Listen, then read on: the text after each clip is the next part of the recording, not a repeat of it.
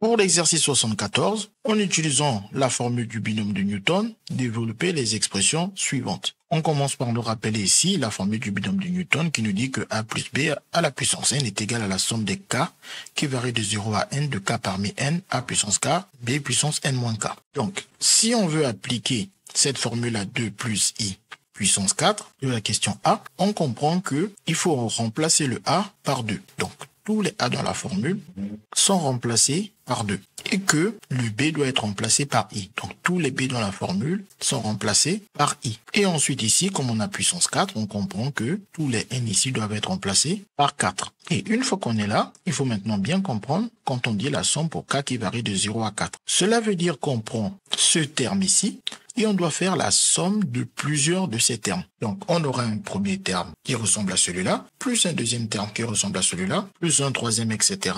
Et on doit faire cette somme tout en faisant varier les valeurs de k. On dit pour k qui varie, pour le premier terme, on va commencer par dire, le k, il a d'abord la valeur 0. Et ensuite, pour le deuxième terme, le k, il a la valeur 1. Et pour le troisième terme, le k, il a la valeur 2. Et on doit faire ainsi de suite jusqu'à ce qu'on atteigne a égale à 4. Donc ici, on passe au même terme, mais cette fois-ci avec k égale à 3. Puis on additionne encore ce même terme avec cette fois-ci k qui doit prendre la valeur 4. Et maintenant, une fois qu'on a compris ça, on va remplacer pour chacun de ces termes qu'on a écrits k par la valeur qu'il doit avoir. Pour le premier terme, on a dit que k a la valeur 0, donc tous les k doivent être remplacés par 0. Et pour le deuxième terme, on a dit que k a la valeur 1, donc tous les k doivent être remplacés par des 1. Et pour le troisième terme, on a dit que k a la valeur 2, donc tous les k doivent être remplacés par des 2. Et pour le quatrième terme, on a dit que k a la valeur 3, donc tous les k doivent être remplacés par des 3. Et pour le cinquième terme, on a dit que k a la valeur 4, donc tous les k doivent être remplacés par des 4. Et ensuite, une fois qu'on est là, on se rend compte qu'il y avait des calculs très évidents qui auraient pu être faits. Par exemple, le 4 moins 0, c'est un calcul très simple. On pouvait donc directement écrire 4. De même, le 4 moins 1, on pouvait directement dire que ça donne 3. De même pour le 4 moins 2, on pouvait directement dire que ça donne 2. Et de même pour le 4 moins 3, on pouvait directement dire que ça donne 1, qu'on peut ou ne pas écrire. Et pour le 4 moins 4, on pouvait directement dire que ça donne 0. Et donc, on comprend que si vous maîtrisez suffisamment bien cette formule, il est préférable de passer directement de cette ligne à celle-ci. Ensuite, ici, il nous faut faire les calculs. On a besoin de connaître ici les valeurs de ces coefficients qu'on appelle les coefficients binomiaux. Mais avant, on va vérifier que la formule est correcte. Ici, comme k varie de 0 à 4, on vérifie bien qu'on a 0, 1, 2, 3 jusqu'à 4. Et que ici, on a bien la même valeur 4 partout. Et que pour les puissances de 2, comme k varie de 0 à 4, on a bien 0, 1, 2, 3 et 4. Par contre, pour les puissances de i, comme k varie de 0 à 4, on a bien 0, 1, 2, 3, 4, mais dans l'autre sens. Donc, vous pouvez constater au passage que si la puissance du premier facteur augmente, celle du deuxième facteur va diminuer. On avait 0,4, le 0 a augmenté à 1 et le 4 a diminué à 3. Puis le 1 a augmenté à 2 et le 3 a diminué à 2. Puis le 2 a augmenté à 3 et le 2 a diminué à 1. Puis le 3 a augmenté à 4 et le 1 a diminué à 0. De telle sorte que la somme de ces deux puissances fait toujours 4. 0 plus 4, 4. 1 plus 3, 4. 2 plus 2, 4. 3 plus 1, 4. Et 4 plus 0, 4. Maintenant, nous, on a besoin de connaître la valeur des coefficients binomiaux ici, que l'on lit bien évidemment 0 parmi 4 pour le premier, 1 parmi 4 pour le deuxième, 2 parmi 4 pour le troisième, etc. 3 parmi 4 et 4 parmi 4. Pour cela, il faut être capable de faire ce qu'on appelle le triangle de Pascal. Pour construire le triangle de Pascal, on fait un tableau à double entrée de cette façon. Ici, pour les valeurs de n, on peut par exemple mettre des valeurs en partant de 0 et s'arrêter quelque part, par exemple à 8. Et pour le k, on peut faire exactement la même chose. On peut aussi faire varier les valeurs de k jusqu'à 8. Et maintenant, la question c'est comment compléter ce tableau à double entrée. Ici, sur la toute première colonne en dessous de k qui vaut 0, ce sera toujours et toujours que des 1. Et après le premier 1, on peut mettre que des 0. En général, ces 0 ne sont pas écrits parce que ça prend beaucoup trop de temps d'écrire ces 0. Donc, ils sont sous-entendus en ne mettant rien du tout. Une fois qu'on est là, pour compléter tous les autres nombres du tableau, on va appliquer une règle très simple. Chaque fois qu'on veut trouver un nombre, on effectue alors la somme dans ce sens pour trouver le nombre ici. C'est-à-dire qu'on prend le 1, on l'additionne à 0 pour trouver ici, et on va faire cette chose pour tous les autres nombre pour trouver tous les autres nombres. Par exemple ici, une fois que j'ai 0 comme premier nombre et que je vais l'additionner avec 0, cela me donne 0. Donc on comprend que à partir du premier nombre qui vaut 0, on n'obtiendra que des 0 à la fin en appliquant cette règle. Maintenant ici, j'applique cette règle à 1 plus 1 qui me donne alors 2 et 1 plus 0 qui me donne alors 1. Et dès que je commence par 0 et que je vais à l'autre 0, je sais que ça donne 0 et ainsi de suite. Et si on remarque bien, après le deuxième 1, il n'y a que des 0. Donc au lieu de s'embêter à faire les sommes, on peut dire, dès que j'obtiens le deuxième 1, je ne mets que des 0 après ou tout simplement je n'écris rien du tout parce que je sous-entends qu'il n'y a que des 0. Et ici on complète le reste. 1 plus 2 nous donne 3, 2 plus 1 nous donne 3, 1 plus 0 nous donne 1. Et ensuite on a dit, après le deuxième 1, il n'y a que des 0 que je vous conseille fortement de ne pas perdre du temps à écrire. Et ensuite 1 plus 1, 4, 3 plus 3, 6, 3 plus 1, 4 et 1 plus 0, 1. Et ensuite 0 plus 0 ne donnera que des 0 à la fin. Et ensuite 1 plus 4, 5, 4 plus 6, 10, 6 plus 4, 10, 4 plus 1, 5, 1 plus 0, 1, et 0 plus 0, 0, et 0 plus 0, 0, et 0 plus 0, 0. 1 plus 5, 6, 5 plus 10, 15, 10 plus 10, 20, 10 plus 5, 15, 5 plus 1, 6, 1 plus 0, 1, et que des 0 à la fin.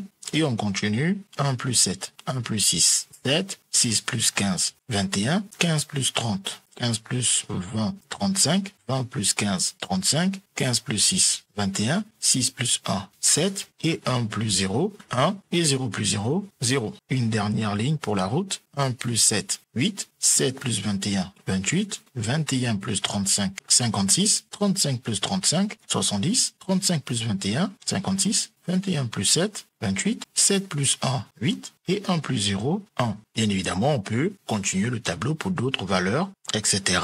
9, 10, comme vous voulez. Et pareil ici, on peut aussi prolonger 9, 10, etc. Et ensuite, comme nous, on cherche les valeurs 0 parmi 4, 1 parmi 4, etc., on peut maintenant voir comment on lit ces valeurs dans le tableau. Par exemple, pour obtenir le 0 parmi 4, on sait que le 0, c'est le K et le 4, c'est le N. Donc, quand K vaut 0, on est là. Et quand N vaut 4, on est là. Donc, 0 parmi 4, c'est 1. On fait la même chose pour 1 parmi 4. Lorsque le K vaut 1, nous sommes ici. Et ensuite, on descend directement à la ligne de N égale à 4 pour voir que ça nous donne 4. Donc, on comprend que tout se lie à la ligne de N égale 4. Donc, on vient à la ligne de N égale à 4. On recopie tous les coefficients. Ensuite, après le 4, c'est le 6 qui correspond donc au 2 parmi 4. Et on voit bien que ça correspond bien à K égale à 2. Et après le 6 vient le 4 qui correspond au 3 parmi 4. Et on voit bien qu'ici, le K n'est rien d'autre que le 3. Et enfin, on arrive au 1 qui correspond au 4 parmi 4. Et comme on peut bien le voir, ça correspond bien à K qui vaut 4.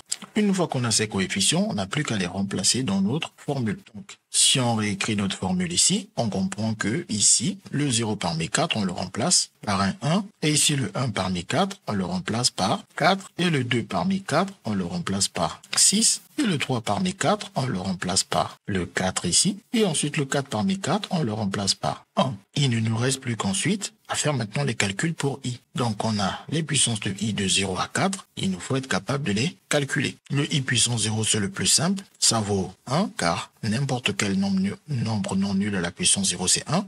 Le i puissance 1, c'est facile, c'est i. Le i carré, c'est moins 1, car c'est l'une des premières informations les plus importantes à connaître dans le chapitre des nombres complexes. Pour le i puissance 3, il faut être capable de dire que ça vaut i puissance 2 fois i puissance 1. Et i puissance 2, c'est moins 1, et i puissance 1, c'est i, ce qui donne que i puissance 3, c'est moins i. Et enfin, le dernier, i puissance 4, il faut être capable de dire que c'est i puissance 2 fois i puissance 2, soit moins 1 fois moins 1, qui donne 1.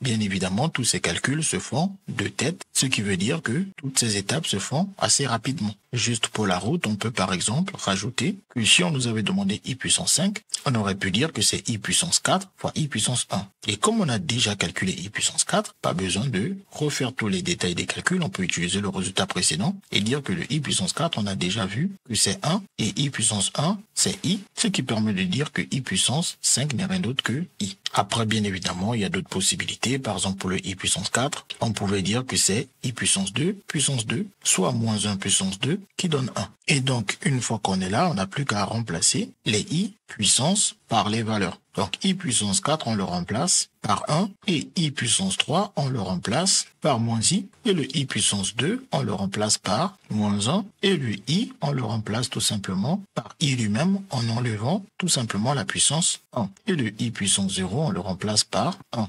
Et ensuite, on n'a plus qu'à effectuer les calculs pour les puissances de 2, qui du coup, cette fois-ci, c'est beaucoup plus simple, étant donné que les puissances de 2 sont vues depuis le collège. 2 puissance 0, c'est 1, 2 puissance 1, c'est 2, et 2 puissance 2, c'est 4, et 2 puissance 3, c'est 8, et 2 puissance 4, c'est 16. Voilà. Et maintenant, il ne nous reste plus que les multiplications effectuées. Ici, 1 fois 1 fois 1 nous donne 1. Ici, 4 fois 2, 8, fois moins I, moins 8I. Ici, 6 fois 4, 24, fois moins 1, moins 24. Ici, 4 fois 8, 32, fois I, plus 32I. Et ici, 1 fois 16, 16 fois 1, ça nous donne plus 16. Et ensuite, on regarde les termes qui n'ont pas de I et on les regroupe. Et ensuite, on cherche les termes qui ont I et on les regroupe. Ensuite, on n'a plus qu'à effectuer les calculs. 1 moins 24 plus 16 donne moins 7. Et ici, moins 8i plus 32i nous donne 24i. On a ainsi calculé et trouvé la forme algébrique de 2 plus i puissance 4. Maintenant, pour la question B, une fois qu'on est habitué à faire ce genre de calcul, on peut bien évidemment aller plus rapidement. Donc ici, on rappelle la formule du binôme de Newton et on sait que le n correspond à 5, donc tous les n, on les remplace directement par 5 et le a correspond à 1, donc tous les a ici, ou bien tout simplement ce seul a, on le remplace par 1. Et maintenant ici, c'est la partie où beaucoup font l'erreur de ne pas remarquer que la formule dit a plus b, pas a moins b. Donc ici, il faut faire apparaître un plus. Et pour cela, on met plus moins. Ce qui veut donc dire que le b, c'est moins 2i. Donc il faut surtout pas oublier ce moins. Et donc ce b ici, on le remplace par moins 2i et on n'oublie surtout pas les parenthèses. Et ensuite, on a dit, on va écrire cette expression où tour à tour, on remplace k par les différentes valeurs. Donc on prend cette expression, la même, et on peut remplacer k par 0. Mais si on observe bien, on voit qu'on a 1 puissance k. 1 puissance k, on sait que ça va toujours donner 1. Donc celui-là, on peut déjà l'oublier pour simplifier notre expression et dire que ça nous donne cette somme-là. Et ensuite, dans cette somme-là, on écrit ce terme où on commence par remplacer tous les k par des zéros. Et bien évidemment, les calculs évidents, on les effectue directement. 5 moins 0, on vient directement 5. Et du coup, on n'a plus qu'à sommer. Et donc après, on reprend la même formule où tous les cas, nous allons les remplacer ensuite, après 0, par la valeur 1. Et comme les calculs évidents, 5 moins 1, on mène directement 4. On continue ainsi de suite, on reprend la même expression, où cette fois-ci la valeur k, on va la remplacer par 2, et après on fait le calcul évident, 5 moins 2, cela nous donne 3. Et par expérience, on voit que la puissance est tout simplement en train de diminuer. On a 5, puis 4, puis 3 pour la puissance de moins 2i. Donc on devine ce qu'on peut directement mettre sans avoir besoin de revenir à cette expression. Et ici, en observant, on voit bien qu'on est passé de 0 à 1. Donc ici, attention, on avait dit qu'il fallait mettre 2. Vous voyez, c'est pour ça que c'est très pratique de vérifier qu'on avance petit à petit avec un pas de 1, 0, plus 1, plus 2. Donc si on voit que ça ne correspond pas à l'entier naturel qui vient juste après un autre, on corrige assez rapidement. On avait un 3 ici, donc on sait très bien qu'après 1, c'est 2. Et donc, vous voyez bien qu'en utilisant cette technique où on sait que ça compte de 1 en 1, on peut rapidement écrire le reste sans avoir besoin de revenir ici et en prenant moins de risques de se tromper. On écrit donc directement le terme suivant en passant de 2 à 3 ici et en passant de 3 à 2 en puissance. Et pareil, le terme suivant s'écrit en passant directement de 3 à 4 ici et de 2 à 1 en puissance. Et enfin, le dernier terme s'écrit aussi de la même manière. On passe de 4 à 5 ici et on passe de 1 à 0 ici. Donc bien évidemment, le 0 est un bon indicateur pour dire qu'on ne peut pas aller plus loin parce que après 0 vient moins 1. Et nous, on n'a que des puissances entières, naturelles, donc que des puissances positives. Et ensuite, pour les coefficients binomiaux, les k parmi n ici, on revient dans notre même triangle de Pascal pour directement lire la ligne de n égale à 5 et voir les valeurs de ces coefficients qui sont donc 1, 5, 10, 10, 5 et 1. Et ensuite, on sait que le premier c'est 0 parmi 5, le deuxième c'est 1 parmi 5 et on sait que comme on compte de 0, 1, 2, etc. donc c'est facile de comprendre que le suivant c'est 2 parmi 5 et après vient 3 parmi 5, 4 parmi 5, puis 5 parmi 5. Et donc on ramène ces coefficients binomiaux ici et on va remplacer. Donc ici, en reprenant la formule, donc à la place de ce premier, on met un 1 et pour celui-ci, on met un 5 et pour celui-là, un 10, puis pour celui-là, encore un 10 et pour celui-ci, on met un 5 et enfin pour celui-là, on met 1. Bien évidemment, on peut directement effectuer aussi les autres calculs, c'est-à-dire distribuer la puissance 5 à chacun des facteurs. Comme on a un produit, on sait que chacun des facteurs du produit récupère la puissance. Le moins 2 récupère la puissance 5 et le i récupère la puissance 5.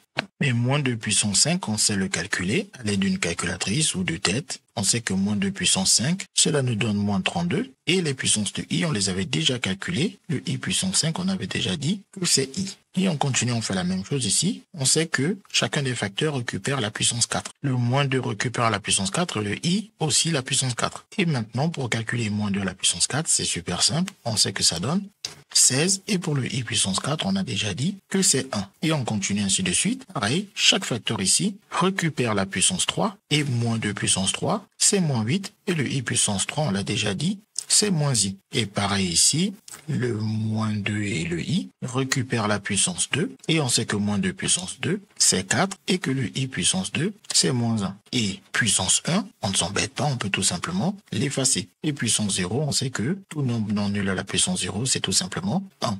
Il ne nous reste plus qu'à effectuer les produits. Ici, c'est facile de voir que 1 fois moins 32 fois i donne moins 32i. Ici, plus 5 fois 16, plus 80. Et ici, plus 10 fois moins 8 fois moins i, plus 80i. Et ici, le plus 4, plus 10 fois 4 fois moins 1 donne moins 40. Et ici, le plus 5 fois moins 2i donne moins 10i. Et ici, le plus 1 fois 1 nous donne plus 1. Ensuite, on regroupe les termes qui n'ont pas de i ensemble. Et on regroupe ensuite les termes qui ont le i ensemble. Et on n'a plus qu'à effectuer les calculs. 80 moins 40 plus 1 donne 41. Et ici, le 80i moins 10i donne déjà 70i moins 30i, 40i et les moins 2i, moins 38i. On obtient alors que la forme algébrique de 1 moins 2i puissance 5 est la suivante. 41 moins 38i. Ensuite et enfin, pour la deuxième et dernière question, on nous dit quel est le coefficient de x puissance 6 dans le développement de x plus 3 puissance 8. Donc déjà, on comprend que il faut être capable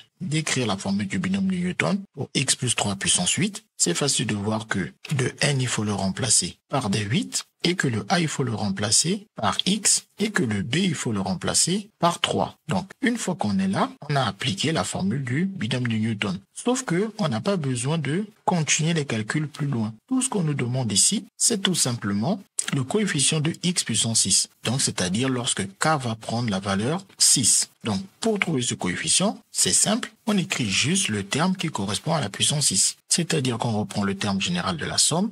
Et nous, ce qu'on veut faire, c'est remplacer tous les cas par 6. Donc, tous ces cas, nous allons les remplacer par des 6. Et bien évidemment, les calculs évidents, tels que 8 moins 6, on les effectue pour dire que cela donne 2. Et ensuite, on sait qu'on peut écrire cette quantité sous cette forme, en mettant le x tout à droite et le 3 puissance 2 tout à gauche. Et une fois qu'on est là, on voit apparaître le coefficient de x puissance 6. Et ce coefficient, on peut même le calculer. Le 3 puissance 2, on le connaît très bien, c'est 9, et le 8, ou plutôt le 6 parmi 8, on n'a qu'à retourner ici dans notre triangle de Pascal. Soit on a suffisamment de lignes, soit on rajoute les lignes qu'il faut. Et ensuite, comme on a dit, c'est le 6 parmi 8, c'est-à-dire pour k qui vaut 6 et n qui vaut 8, on voit que le 6 parmi 8 n'est rien d'autre que 28.